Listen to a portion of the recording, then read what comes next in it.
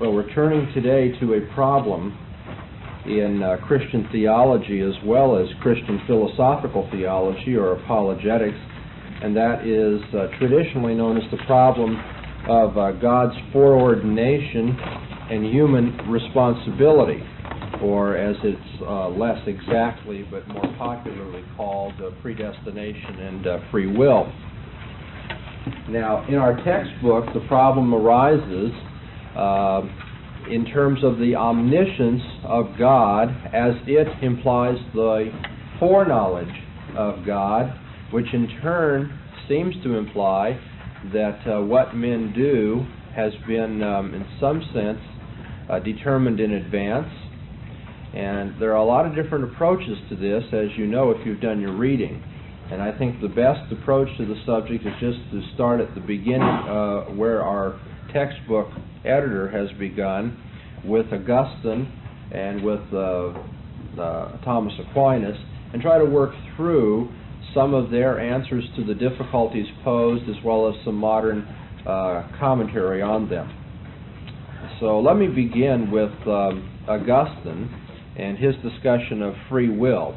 And Augustine will be looking at the foreknowledge of God and the free will of man over against the argument of one Evodius, or Evodius, depending on your Latin,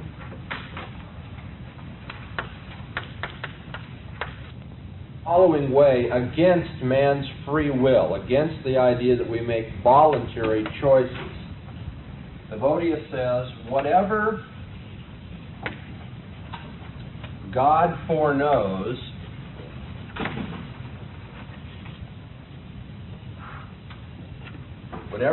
foreknows must necessarily happen.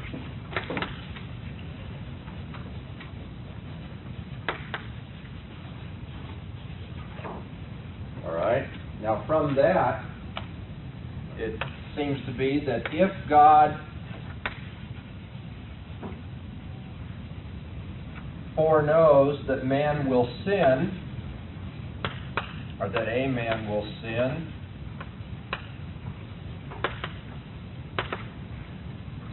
then he must necessarily sin.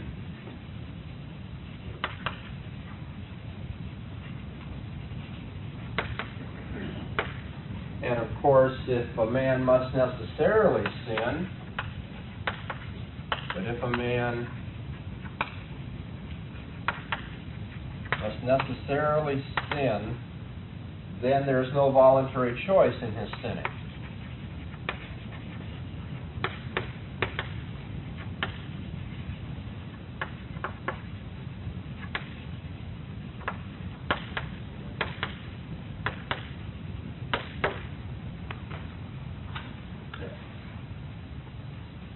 Now, how does Augustine hope to deal with this manner of argumentation?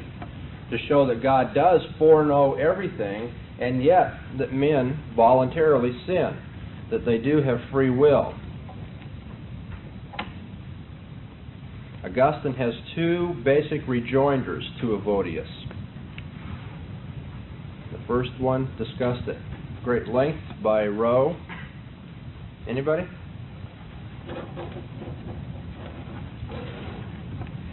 Okay. Well, he says that man still wills or chooses to sin, and God foreknows what the man is going to choose. Is that?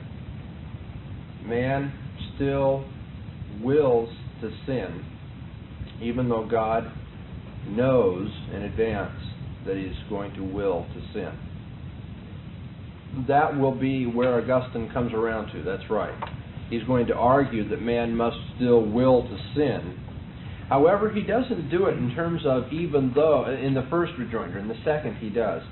In the first rejoinder, he doesn't do it in terms of even though God foreknows. He really doesn't pay any attention to foreknowledge. He simply pays attention to what it means to will to sin. Okay, he concentrates on this, what it means to will to sin. And is it possible that my willing to sin not be voluntary? Is it possible that my willing to sin not be voluntary? And Augustine's argument, his rejoinder goes something like this. For a man's action to be free is to indicate that it's in his power. Okay, now that phrase, in his power, is going to be the crux of the argument. If a man freely does whatever he does, or freely doesn't do whatever he doesn't do, then that's because what he does is in his power, and what he doesn't do is in his power. Okay? So now we are being told by Evodius that there is no voluntary choice in this sinning. At the end of this argument, what we're speaking of is no voluntary choice. And if it's not free, if it's not a free act, then what does that mean, given Augustine's understanding of freedom? That means that his sinning is not within his power, or his not sinning, it turns out, would not be within his power. He doesn't have the whatever it takes not to sin. Okay? Now, Augustine gives some illustrations of what it means for something to be in one's power or not to be in one's power.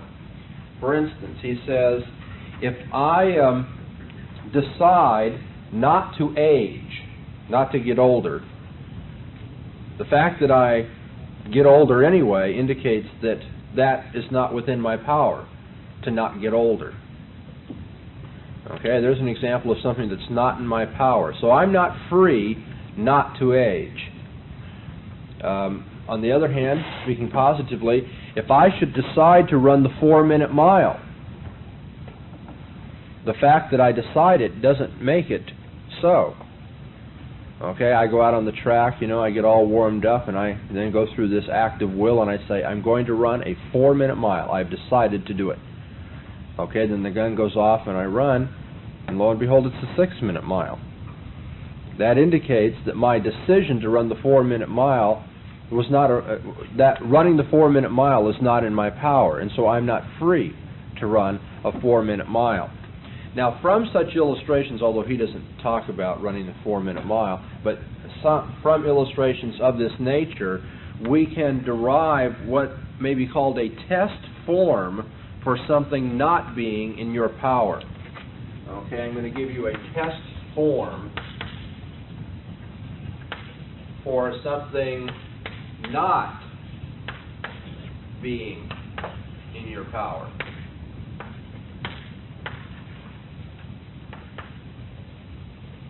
Okay, and that test form runs something like this, where X stands for any particular action that we're thinking of.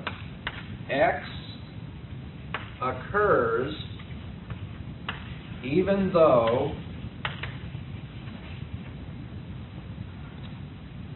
S, who is the subject here, even though S does not will to X. Okay? Aging occurs even though Sam does not will to age. Even though he doesn't choose to age, he ages anyway. So obviously it's not something within his power. So anything that fits this formula here, anything that can be substituted for X in this formula, and you get a true sentence, will be something that is not in a person's power. Now, to make this complete, we have to give the other side of it too. We can also say X does not occur even though S, the subject, wills to X. Okay? So we have X occurs even though S does not will to X, or X does not occur even though S wills to X. Okay? By writing it in this way, I'm not confusing anybody, I trust. If you go down to the bottom line and you stay on the bottom line and you get here, kind of like reading a hymn book in church. You have to, space out everything when you're jumping stanzas. S occurs even though S does not will to X. X does not occur even though S wills to X. Okay, so running the 4-minute mile does not occur even though S wills to run the 4-minute mile. Okay, so now we have a convenient little formula for testing whether something is not within my power, which is to say, testing whether I'm free to do or not to do something. Evodius has argued that my sinning is not, my not sinning is not within my power, that I'm not free in the decision to sin. I'm not free in that decision. All right, let's trace this out a little bit. If a man sins, presumably he decides to sin. Okay, he wills to sin. He makes a choice to sin. Now we want to know whether that's a voluntary choice, but so S sins seems to be preceded by S's will to sin. Now, did God know in advance that S would will to sin? God knows everything. Presumably He knows that too. But if God knows something, it must necessarily happen. If God knows something, it must necessarily happen. And if God foreknows that a man not only will sin, but wills to sin, wills to will to sin, perhaps, he must necessarily sin. And if a man must necessarily do what God foreknows, then man must necessarily will to sin. And that indicates that he's not free. Okay, Evodius draws the conclusion that man necessarily, because of the foreknowledge of God, man necessarily wills to sin. And because he necessarily wills to sin, that means his willing to sin is not voluntary, it's not free. Okay, so here's Evodius. The bottom line of his claim is, given God's foreknowledge, a man does not voluntarily sin. He doesn't freely sin because he necessarily wills to sin. Now, Augustine is going to use his little formula, although he doesn't write it in the strict way that we are doing it. He's going to use this little formula to test the claim that a man might not voluntarily will to sin. And he's going to try to show that that kind of claim cannot be true. To say that a man is not free in this sinning is to say that it is not in his power. Okay? So this willing to sin is not within his power. So let's use Augustine's test formula with respect to willing to sin. Okay, X then becomes not running the 4-minute mile, not aging, but now the test claim is willing to sin.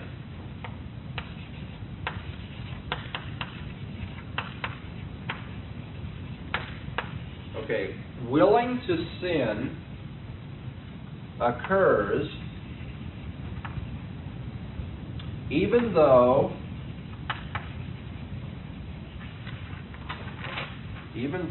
S does not will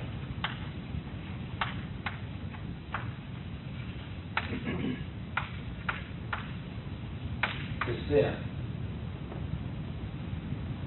Okay, so as we run through the test formula in Augustine's reasoning, we get willing to sin occurs even though S does not will to sin. Now, Augustine says anybody can see that that's self-contradictory. Because on the one hand, you have the claim that something's happening, and on the other hand, you say it's not happening. What's happening is not happening, is what that amounts to. Willing to sin occurs even though S doesn't will to sin. S wills to sin even though he doesn't will to sin. Okay, Augustine says, since you have created self-contradiction, this cannot be true. Now, if this sentence here cannot be true, you're all following. If this sentence cannot be true, then it doesn't fit the formula. It doesn't give you a true sentence.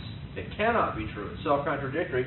It doesn't give you a true sentence when you substitute in for X the action you're thinking about, and consequently, if you don't have a true substitution here, then this does not count as something that is not within my power. If it doesn't count as something that is not within my power, then it is something that is in my power. And if it's in my power, then it's something that's done freely. Why do you have to say that the opposite in that case is, if it doesn't fit, that it automatically fits? Because that's just what he means. I mean, to say that that it's not true, that it's not in your power, is to say that it's in your power. It's a double negation. Right? Yeah, but why? I don't see how that plugs into the argument. Why couldn't you just say it's irrelevant? It doesn't work. Evodius say that? Why couldn't Evodius say that it doesn't work? No, why couldn't Aquinas? I mean, Augustine. Augustine wants the test form. He wants to find out, he wants to have some means by which he can decide events and activities which are in a man's power and those which are not. And so he has to have some criterion, he has to have some test. And he proposes this test form, which when I was giving it, nobody objected to, remember? And Augustine would say the same. He'd say, you didn't have any problem with that. We all know that that's what we mean by something being in your power or not being in your power. So, if this is the test form for something not being in your power, anything that doesn't fit here is not something that is not in our power, which is to say, it's not in our power, or it is in our power. All of it is logically very fine thus far, I mean, as far as I can see. But if you have an objection to it, go ahead. You may want to object to the idea that this is a test form for something not being in your power. But, I mean, having granted that it is, the fact that something doesn't count gives you a double negation, and I think that you're stuck with the fact that it's in your power. You're stuck with a conclusion. Yes? Not an objection, but in terms of the X that you named, if the X is willing to sin on the first part, at the last of the sentence, substitute in just the word sin, not willing to sin. That's right. It's precisely the argument that Rowe brings against Augustine. And it's elementary. And this is not one of Augustine's better moments, philosophically. Because you see, this flips completely. The reason I've written this on the board in the way that I did is because this is exactly what I want you to see. This observation is precisely right. I've underlined willing to sin over here. Okay, that's X, willing to sin. And you notice X over here becomes sin, or sinning. Of course, we're changing the grammatical form of the word to make it readable. But willing to sin becomes simply sin over here. And so Augustine has not used his test formula accurately.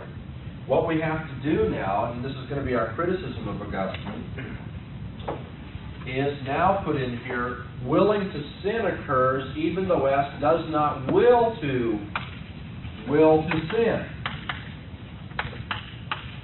Okay, now you have the same X being used. Will to sin here and will to sin here. Did everybody see that? You see the difference?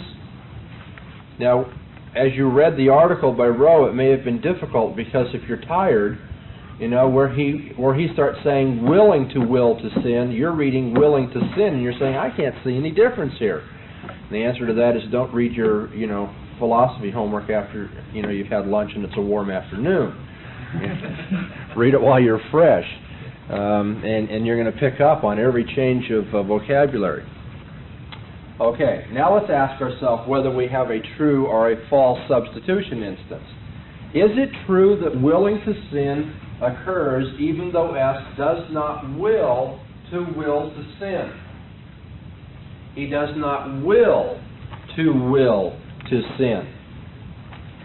Now the first thing that Rowe points out in his discussion of this problem is that appears a little senseless. And it is, among some philosophers, the dogma that people do not will to will something. That is just superfluous and repetitious. That to say that somebody wills to will something is just to say that they will it. Because otherwise, then it's conceivable that somebody wills to will to sin. But of course, if it's possible that you can make the decision to will something, then you can make the decision to will something. But if that's a legitimate decision you can make, then you can also choose to will something.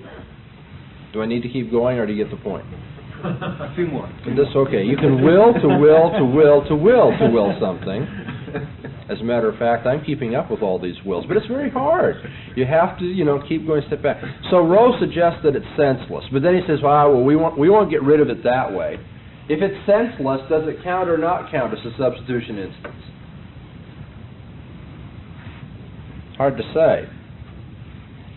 Somebody might argue, since it's senseless, Augustine, that shows that you have not disqualified it. Okay, so what you're getting at can't even be argued about. Rowe doesn't go into that, but he says since it's senseless, we have some question as to whether Augustine's right or wrong. But as a matter of fact, G.E. Moore once wrote that it's possible that in some cases people go through an effort of, they go to some effort to bring themselves to will something. Okay, now I'm not sure whether I agree or disagree with Moore, but I can give you some idea of what he's talking about. I realize that I am not going to be willing to go out and weed the garden this Saturday unless something really changes in me. Because as things now stand in my being, I'd much rather go to the beach. In fact, I'm so self-indulgent, you can almost count on the fact that I'm not going to weed the garden if it's a sunny day on Saturday. And so now I wake up on Saturday, and it's a sunny day, and I know my duty. And so what I have to do is to go through some effort to make myself willing to weed the garden. Not just some effort to weed the garden. I mean, that's difficult enough. And it's just because it's difficult that I'm not too interested in it. I don't want to do anything difficult on Saturday. I want to go to the beach. Okay. So G.E. Moore suggests that sometimes we do go through an effort to make ourselves will to do something. We don't just go through an effort to do something, we go through an effort to make ourselves will to do something. Now, if that's true, if it's true that there's such a thing as making an effort to will to do something, then that might be the way we would translate this willing to will, or that S does not will to will something. So now let's give ourselves a little translation here. This first instance of the word will is going to become, in my interpretation, a matter of effort of some sort. Okay, so that he does not make an effort. Let's say, does not will amounts to does not make an effort. Okay, now can that sentence be true? Now let's read it with all the changes having been made. Willing to sin occurs even though S does not make an effort to will to sin. Or if we can condense that beginning, we can say S wills to sin even though he doesn't make an effort to will to sin. And that seems very true. I mean, it seems very possible, doesn't it? That somebody could just, if you will, glibly sin. Doesn't sit around saying, boy, I'm going to try so hard to make myself willing to commit adultery. No, he just wills to do it. He doesn't make an effort to will to do it. He just does it. He just willingly engages in the act. And so S wills to sin even though he made no effort to become willing to sin. And since that sentence is true or can be true, therefore it is a valid instance of this test form for not being in your power. Consequently, it can very well be the case that willing to sin is not in someone's power. And since willing to sin can count as something that is not in your power, willing to sin can be involuntary. And Evodius has not been refuted then. See, we haven't escaped Evodius because we're right back here. Whatever God foreknows, if he foreknows that I'm going to will to sin, must necessarily happen. Therefore, when I will to sin, I don't have any voluntary choice in my willing to sin. Yes? Point of review. Have we shown that willing to sin is necessary or merely possible? Possibly beyond our power. What we have shown here is that Augustine cannot claim that willing to sin is always in someone's power. Sometimes it may be beyond your power. But That's right. Not all the time. That's right. It doesn't make any difference in a particular case. The point is, Augustine has attempted to get around Evodius not by dealing with his premises, but by saying that I can take on your conclusion and refute it head on. That is the most effective way of refutation, but it's also the most difficult. Usually you have to take an opponent on in terms of his premises and show that they're either false or that they don't lead to the conclusion. Augustine says, well, if they lead to that conclusion, I can show you, just without consideration of your premises, that the conclusion is wrong. The conclusion is self-contradictory, because your conclusion amounts to saying that a man wills to sin when he doesn't will to sin. But as a matter of fact, Augustine didn't successfully show that, because we've now demonstrated that a true use of his test formula amounts to saying that a man wills to sin even though he doesn't make an effort to will to sin. And that can certainly be true. And since he has not shown that it's self-contradictory, Evodius' conclusion stands. All I'm saying here is not anything more but that Augustine failed to refute his opponent's point of view. Could you be accused of equivocation by substituting effort for will? No.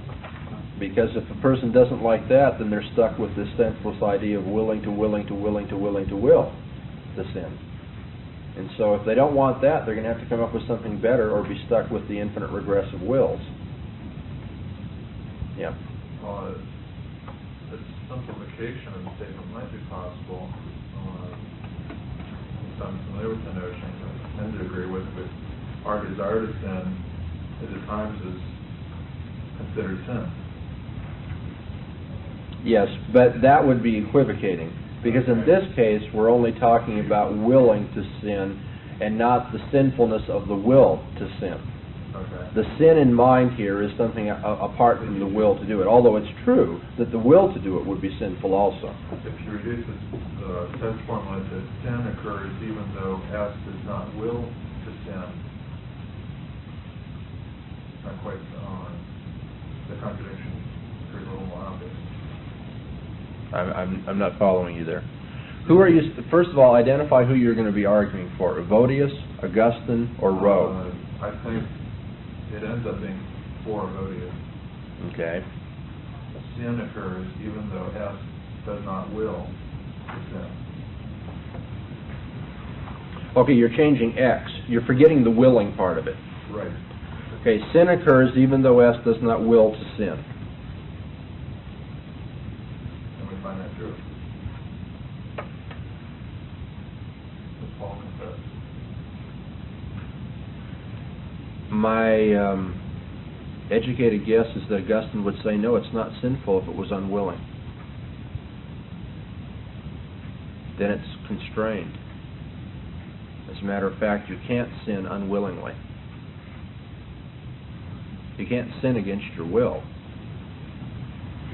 because then it's not sin. It indicates that you weren't attempting to break God's law. And so I think Augustine would have a theological way of rejecting. Of course, the way I put it up here, he has a logical way of rejecting the test formula. But I think to your way of putting it, Augustine would simply say that isn't the biblical conception of sin. Sin in the nature of the case is voluntary. Or willing. I don't want to get too many words. It takes it out of the philosophical realm and into the theological. It does, yeah. Okay, good. Well, if you're satisfied with that, okay. I guess even looking at the first statement you had up there, I can see how that very basically itself supports the ability and goes against Augustine. The willing to sin? Yeah, because the fact that you're saying willing to sin occurs even though I am not willing to sin, it goes back to say, okay, then God or somebody else has control of it. We don't. No, because Augustine says that's self-contradictory. Doing what I'm not doing is self-contradictory. Isn't that right? If somebody says, I am now not speaking, Is there any way that his sentence can be true? No. And it can't be true either that a person wills to do what he's not willing to do. He can do what he's not willing to do, like when a man puts a gun in his back and says, "Walk, buddy." He can also he can do things contrary to his better nature, but he can't will to do things that he doesn't will to do. Just like you can't jump when you're not jumping.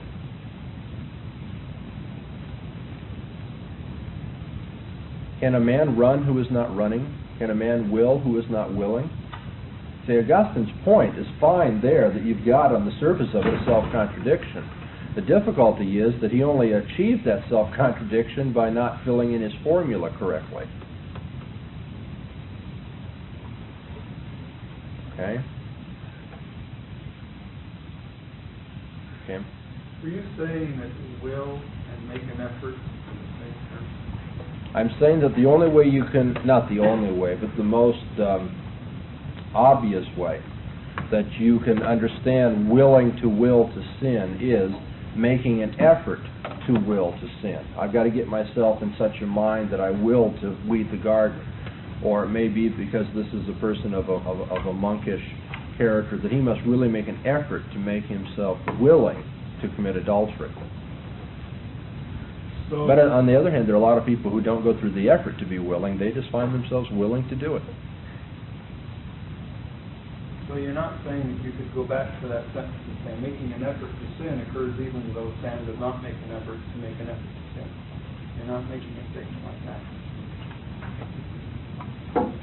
If you are making an effort to sin, S makes an effort to sin even though he does not make an effort to make an effort to sin, only reproduces the difficulty. We now have to find another sense for making an effort where one can make an effort to make an effort.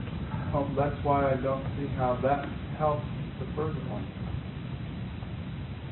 Well, it only helps it in the sense that the first one is senseless. And so if you don't find some variant sense for the word will the first time it appears on the board, then you won't have a sentence that you can test at all. Because then you have willing to will, and that then suggests that a person can decide to will, which is to say he can will to will, and we're right back into the infinite regress.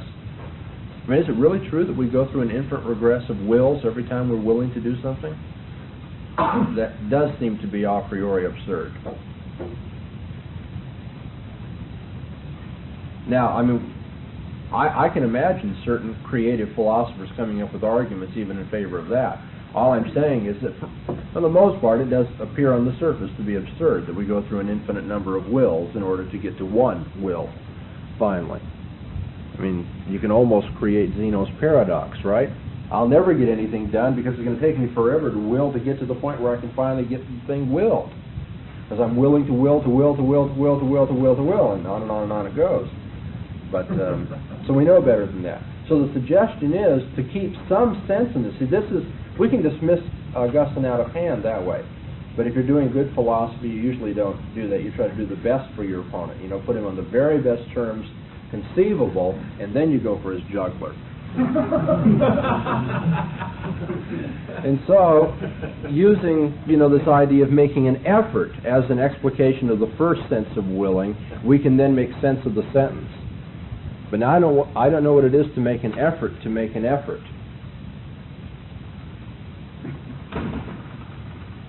That's why I think I'm wondering if that even helps the meaning, helps give any. I don't see where it advances anything. It keeps Augustine in the ring a little bit longer. Oh, but we still end up with the same thought of saying it doesn't work. We end up being able to say that his sentence is true and therefore his conclusion is false, rather than saying his sentence is senseless and therefore he hasn't said anything at all. It does enable us to dismiss him in another way. Instead of dropping him down the hole of senselessness, we just shove him out the exit of false. You're just wrong, Augustine. And the other way, people say, we don't even know what you're talking about, willing to will to sin. Okay. I'm being a little less precise here in favor of communicating the truth a little more clearly. That's a paradox. Okay?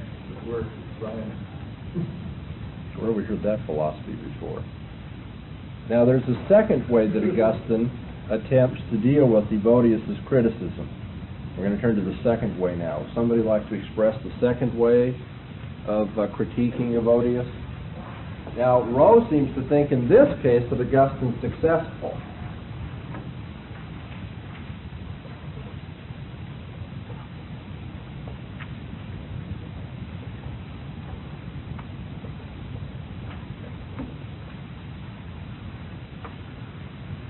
Nobody?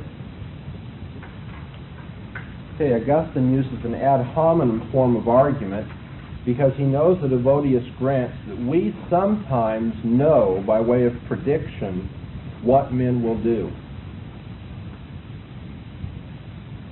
Augustine says, since we sometimes can foreknow the decisions of men without thereby rendering such decisions involuntary, I mean, nobody thinks the fact that I can predict what you are going to be doing makes what you're doing involuntary. Since we sometimes can foreknow the decisions of men, and those decisions are voluntary decisions, why can't God also foreknow those decisions as voluntary decisions? That's in the form of a rhetorical question and reductio ad absurdum. What he's saying is, if I take what you will grant, I can demonstrate that you shouldn't have any problem with my position. What special problem is there regarding divine foreknowledge? The critic must provide a reason for saying that there's a special problem when it comes to divine foreknowledge, even though he's willing to grant human foreknowledge of voluntary decisions.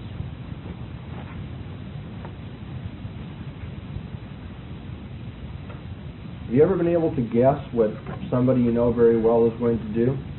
I shouldn't even say guess. Have you ever been able to know, have good evidence, that under such circumstances this person's going to react in the following way? Okay? We know very well that if we play a practical joke on the dormitory grump, that he's going to come flying out of his room yelling. Okay? Now, lo and behold, we play the practical joke and we sit around and here he comes, yelling. We knew he would. Does that mean that he didn't freely do it? That there were forces beyond his control? No, it just meant that we know him well enough to be able to anticipate what he's really going to do. Now, did our foreknowledge of what he would do preclude his doing it voluntarily? No. Why then is it thought that God's foreknowledge of what he would do precluded his freely doing it? That's an ad hominem argument against somebody who would grant that we can foreknow the voluntary decisions of our friends or relatives. Okay, now Rowe says that this is a good argument. It's a good reductio ad absurdum.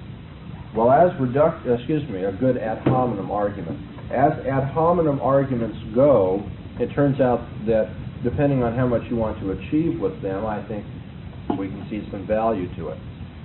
But as a matter of fact, I can imagine some difficulty with this rebuttal. And the difficulty goes something like this. I know that Kikasola will yell, okay, if we do such and such to him. He'll come running out of the classroom screaming bloody murder, okay? Obviously, it's a Kikasola we don't know. I mean, it's an imaginary Kikasola. There's only one.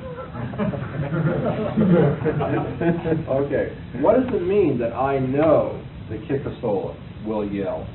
Okay, under the following circumstances. Well, it means that I believe it. It means that it's true, and it means that we have justification for believing it. That's what knowledge is, justified true belief. When a man believes something and has good reason to believe it, and it turns out to be true, then he knows it. Okay, we know that Kikasola will yell, or I know, because one, we believe it. That is to say, we go out and we sit in the hall and we wait for the results of our practical joke to come about.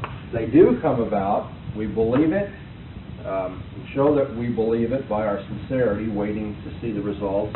It turns out to be true, and we have justification for it. But now let's ask ourselves as human beings, how strong is our justification? What is our justification? Let's say our justification is that the Kikasola in our imaginary world is somebody who doesn't like people, who is a hothead, who doesn't seem to be able to let down his hair, who this, that, and the other.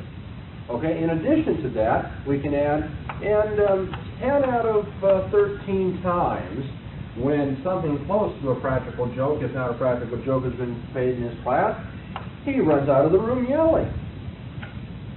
Okay. What I'm getting at is that when you look at the justification of our knowledge of what other people will do, it is not a certainty of what other people will do. It is a very high probability of what other people will do. I know that very probably Kikasola is going to come running out of the classroom yelling. Very probably. And that very probably doesn't have to grant a whole lot of leeway for error. I mean, it can be an extremely high probability. But does it ever attain the status of certainty? Can I ever be absolutely certain? Well, I can't be certain because, well, he might have a heart attack and die before he gets to the point of running out of the room. He may have had a change of heart. He may be on excessive blood pressure medicine and not have the will to go and run out the room. I mean, there may be any number of reasons why, although in all past cases he did, and you should, be able to expect it. You'd be justified in expecting it. Nevertheless, something could keep him from not doing it. Maybe Kikasola comes to his senses, this imaginary Kikasola, and says, the best way to get at these guys who are giving me a hard time is not to let them see that it riles me. And so all of a sudden, he starts to get mad, and then he just kind of controls himself, and he says, no problem. I don't mind what's going on in my classroom. Okay? And so he really shows that as much as you could expect it, you couldn't be certain. There's always something that could change it. Now, what I'm getting at here is my foreknowledge of another man's free decisions is never a certainty as to what this man will do. And therefore, to say that my foreknowledge of this man's free decision is not incompatible with his freely deciding what he does doesn't really help us decide in the case of God. Because as a matter of fact, God is always certain of what we're going to do. And God's never wrong. And there can't be an instance where God is wrong. God's knowledge is certain. Now, is it true that if I am certain as to what you will do, that you freely do it? Now, what am I certain that somebody will do? I am certain that if I shoot a 44 Magnum through your heart, you will die. Is that something you can voluntarily do? No. Totally. The only reason I'm certain is because there are factors well beyond your control that are going to bring it about, that you die. You see what I'm getting at? The kind of certainty, when I can have certainty, it seems to be under conditions where your freedom has been violated. Because as long as you are free, I can never be certain that you're going to do what we can very well be justified in expecting you to do. We can have a high probability, but not certain. But now, if God is certain that I'm going to do such and such under these circumstances, it would appear that there is something getting in the way of my voluntary choice.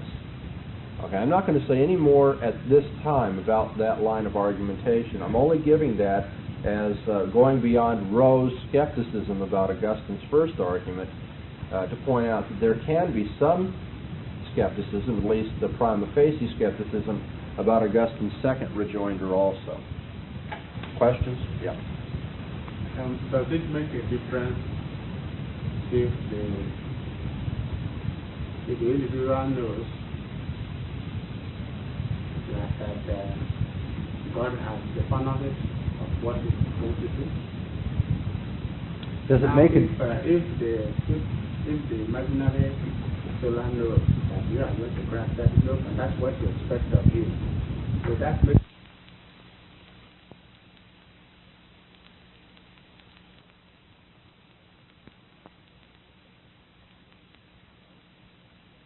the Lakers are playing the 76ers, okay? The game's going along in such and such a way. Timeout is called. The 76ers coach says we're going to go into a new configuration for the last few seconds of the game. Now, this configuration, as a matter of fact, has a real big problem with it. It has a weak spot at the strong post position that's going to allow Jabbar to be just stuffing the ball every time he gets hold of it. However, because we've been playing them the entire game another way, they will not come out of the timeout expecting that, and the clock will wear out by the time they figure out what we're doing. Now, would it make a difference, you think, that Jabbar overheard what that coach said? We're just certain that we're going to win the game if we go to this new configuration. Only problem is that counts on the other team not knowing what we're certain of. Yes, as a matter of fact, in human relations, my knowing what you're expecting can very often make a difference. I can make what you expect false just by my perversity. I'm going to show this guy's not so smart after all. I'm not going to do what he thinks I'm going to do. Yeah, it would make a difference, I would think. Now, it wouldn't have to. It may be that the Kikosolo in this imaginary world is just such a hothead that he doesn't even have enough sense to think about that. That he just cannot get beyond his blinding rage whenever anybody pulls a joke on him. I mean, I'm not saying that it has to make a difference. All I'm saying is that very likely it will, and it certainly can make a difference. Yeah. Can you define what would constitute manipulation? Can I or did I? Or can you? I don't know if I can. That's Why would you want me to? What? We're talking around manipulation. I haven't used the word yet. That's right. Well, then what are you getting at? That is practical jokes and other things. Aren't we talking about manipulating circumstances so that they come out in a particular way that we desire? And what? Well, I don't know. That all depends on what you mean by manipulation. Are we manipulating or not? I'm not suggesting we're manipulating, and therefore I'm not too constrained to give a definition of manipulation. But if you're suggesting we are talking about manipulation, then you see you'll have to tell us what manipulation is. I've avoided that on purpose because, as a matter of fact, I don't think that helps these debates over free will. Okay. Manipulation is just a roundabout way of saying that I don't think we have free will. But I'd like to know what amounts to free will and all that. So if you don't mind, I think we'll go on. Good. Well, now, what does Rowe think we should do about Evodius' argument? Well, he suggests something that turns up in Aquinas and turns up in Kenny and turns up in Pryor. And so there's a long history to this approach. Remember, one of the premises that we found in Evodius is that whatever God knows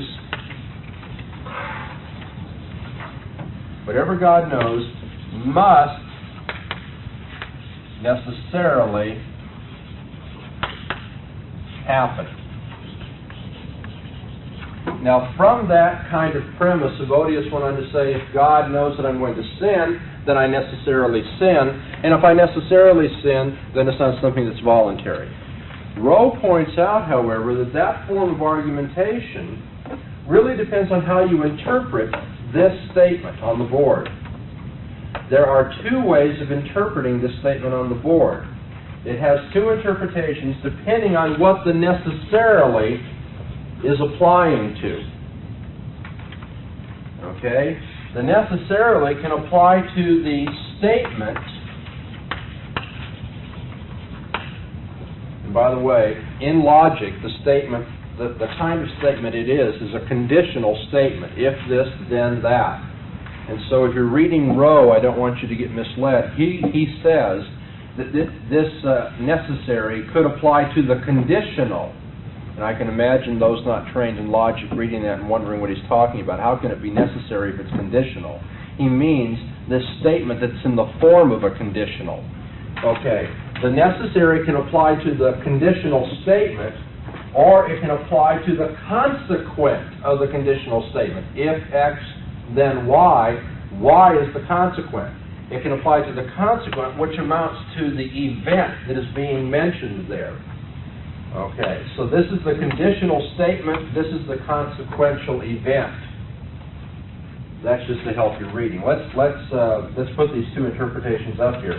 If it applies to the conditional statement, then what we're saying is that it is necessary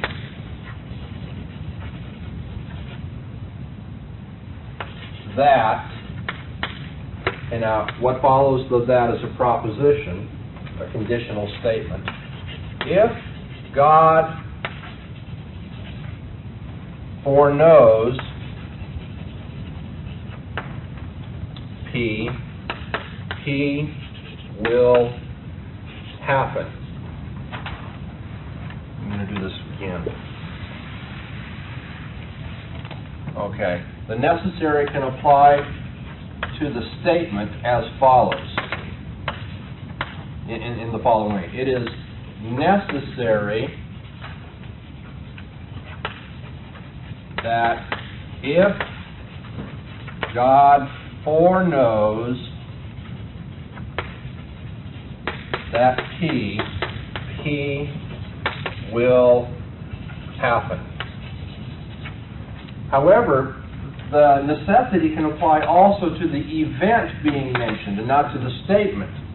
In which case, what we get is the following interpretation of the premise on the board. If God foreknows that P will happen necessarily.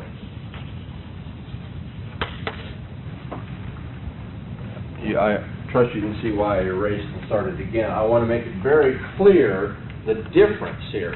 What is common is this part, the statement. The two interpretations have in common that if God foreknows that P will happen.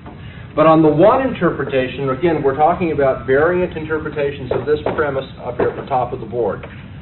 Whatever God knows must necessarily happen might be taken to mean it is a necessary truth that if God foreknows that P will happen. Or it might be interpreted as saying if God foreknows that P will happen necessarily. The one is the necessity of a truth, and the other is the necessity of an event. This will happen necessarily, whereas this is talking about this whole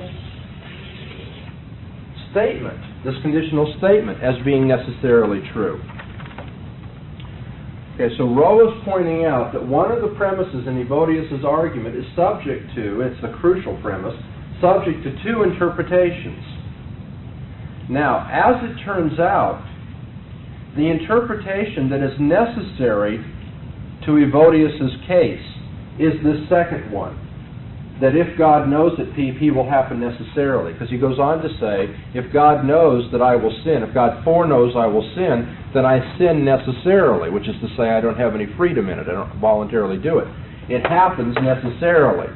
It happens without any freedom being involved. That is the interpretation he requires. And Rowe's point is that classic theology, by which he means the theology of Thomas Aquinas, interestingly, you have to notice the special pleading there, that classic theology does not hold to statement 2. That classic theology rejects the statement that if God foreknows that P will happen necessarily. Well, as a matter of fact, this is going beyond your reading. As a matter of fact, I do not reject that statement, and nor do any of my Calvinistic forefathers reject that statement. We all happen to think that if God foreknows something, it will, as a matter, happen necessarily. And not just that it's a necessary truth that whatever God knows is true. Okay? All I'm saying here is that Rowe points out very properly that this statement does not imply this statement, because it could simply imply this statement. And secondly, he says, the second statement, the second interpretation, is not necessary to classic theology. Well, I guess it all depends on what you take as classic theology, whether you follow Aquinas or whether you follow Calvin. And I mean, you have to make your bed and sleep in it on other grounds than simply somebody writing that classic theology says such and such. And so on separate grounds, I'm willing to say that if God foreknows something, there's a sense in which it does happen necessarily. I also happen to think that it happens voluntarily.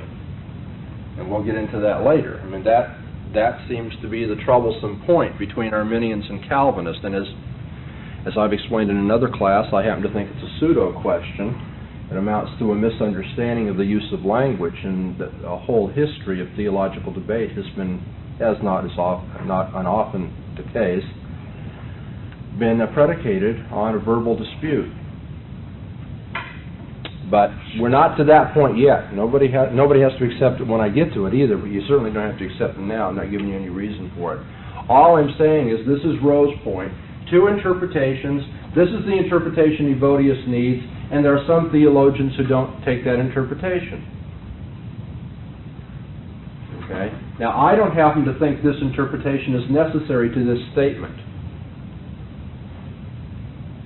I don't happen to think that foreknowledge on anybody's part means something happens necessarily. I do happen to think that classic theology, as I understand it, believes that God's foreknowledge means that it necessarily happens. So you see, I'm adding a good deal to Rowe's commentary here, none of which, amounts to the hill of beans as yet.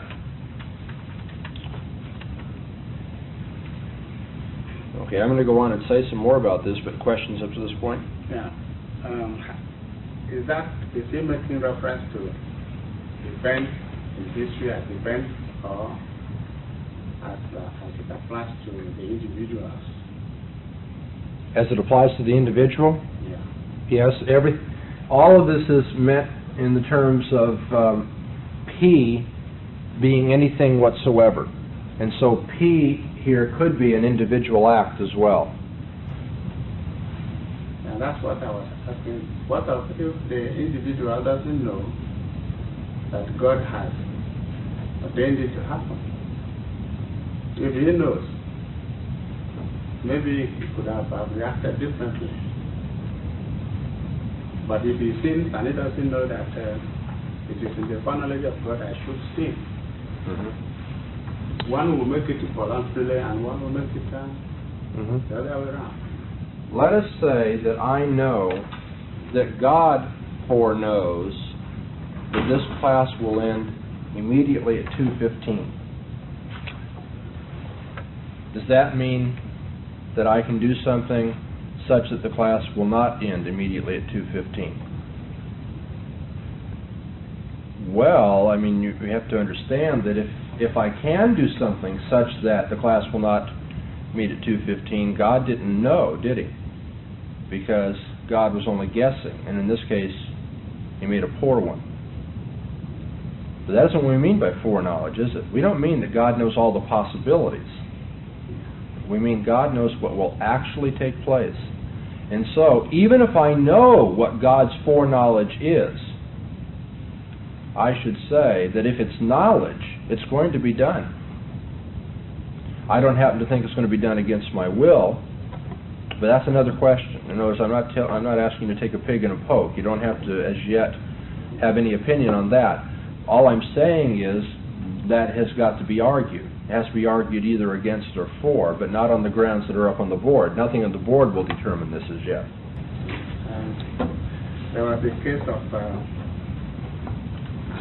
Muslim driver in Islam who was involved in a manslaughter, and he was taken to the court.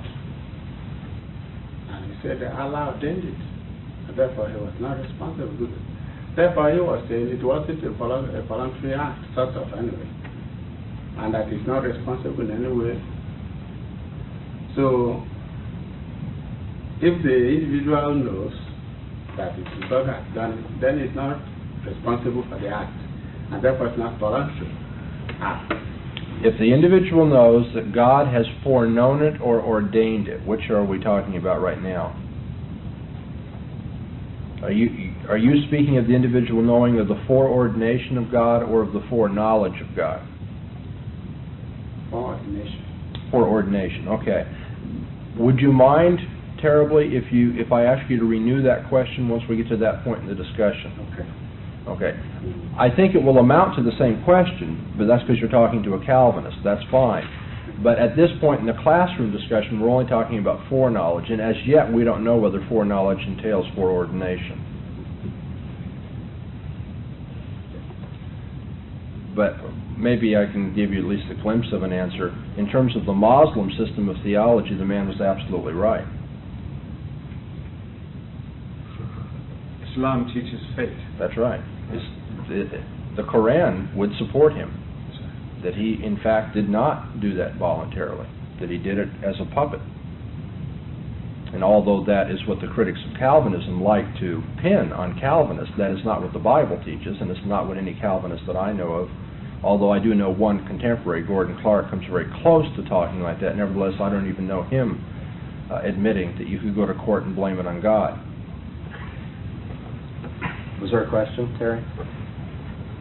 If I claim number one but did not claim number two, how would that have helped me?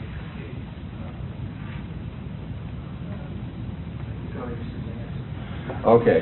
Rowe says if you take interpretation one here, that the necessity applies to the truth of the statement, whatever God knows will happen, because you can't know things that aren't true, that Evodius can't then go on to the next premise in his argument. The next premise being, therefore, if God foreknows that I'm going to sin, I sin necessarily.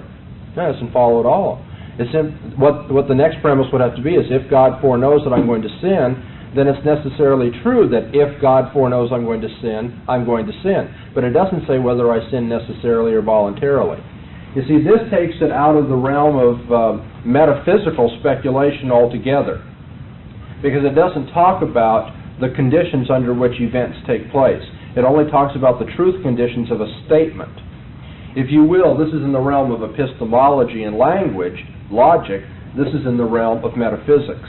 And so this is, I'm being sloppy here, but again, the imprecision is for the sake of clarity. This is, if you will, the epistemological interpretation of the premise, and this is the metaphysical interpretation. That is placing necessity in the realm of truth, necessity in the realm of events. And imprecision, are they boiling down to the same thing? No, not at all. No, not at all. What is the logical outcome of number one and number two? What is the logical outcome of number one? Of the first statement and the second statement. Okay, you're taking this as separate, you mean? Right. Okay, the logical outcome of this is that since this is a necessary truth, it must always be the case. It must always be the case that whatever God knows is true. Whatever God foreknows will happen. But how does it happen? See, that's the issue. How does it happen? God may know it, and if He knows it, it's true. But does it happen necessarily? That is to say, does it happen without any contingency? Does it happen without voluntary choice on the part of the person involved? Well, this does not commit you one way or another. All this says is that necessarily, if God does know it, then it's true. Now, the second one does commit you. It says that if God does foreknow something, then the way it's going to happen is necessarily it's going to happen. It will happen without any contingency. Okay? The first statement, Arminians and Calvinists could agree on. Yeah, atheists could agree Okay, on that. Because knowledge has to be of the truth, and therefore if there is a God, and if He does foreknow things, everything He foreknows has to be true. The second one, Arminian, would have no difficulty with, is that right? Yes. I'm just trying to Yes. understand. Yeah. Right? That's very good. Right. An Arminian, a classical Arminian or Pelagian would have very hard time. Because most Arminians want to grant foreknowledge, but they don't want to grant foreordination. That's right. Of course, you wouldn't have to grant foreordination, would you? No. Because maybe God knows by looking down the corridors of history and just happens to know all the causal factors better than we do. Now, as a matter of fact, if that's the way God foreknows, my argument is that Arminians take away our free will much more devastatingly than Calvinists do. Because that is to say, not only is it not foreknowledge, it's post-knowledge. God knows after the fact, before the fact. That is, God looks at all the factors, and since He knows all the factors, He turns out to know what the bottom line is going to be. You know, He knows what my parental influence and what my environmental influence, my emotional influence, and all these other things factoring into me are going to be, and so He can, you know, almost in algebraic certainty, come out with the right answer. But that is to say that I am subject to forces beyond me. The Calvinist says, no, God foreknows these things, not because He can figure out all these causal factors that are over me, that even though my decision doesn't have a causal factor, even though it is my own self-determined act, nevertheless it's under His plan. And whether in fact God has the ability to foreordain the free acts of men is a question we'll leave to later on. I am to think that He's very able to do that sort of thing. I've been a little bit confused about something right from the beginning. When we listed the three things that Evodius said. Now, in going from step 2, meaning if God foreknows that man will sin, then he must necessarily sin. I'm calling that step 2. To step 3, if man must necessarily sin, then there is no voluntary choice. Okay, another way of rewording that seems to me, or by opposite, is to say that man, in some sense, was forced to sin. Is that true? And if no. Okay. No. Even if you don't say that is true, I still don't see how Evodius, in presenting this argument, does he present proofs or some way in proving that? In other words, I see him making statements, but I don't see him qualifying the truth of the statements that he's making to begin with. And then he's asking whoever wants to take him on to say, now disprove me.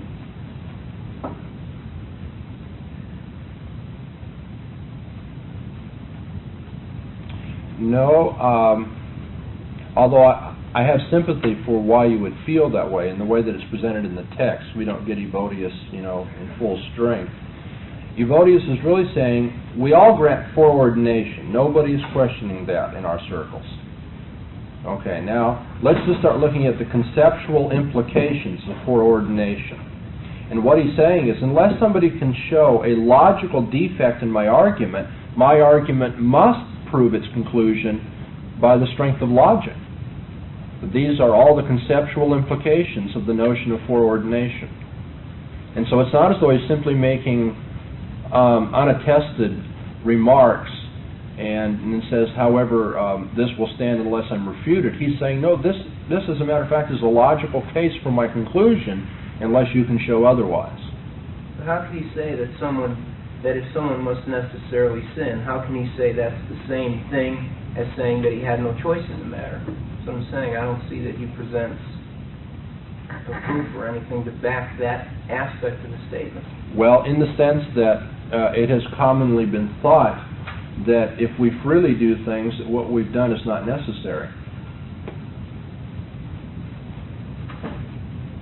For if what I do is necessary, it doesn't seem that anything I'd say about it would make a difference.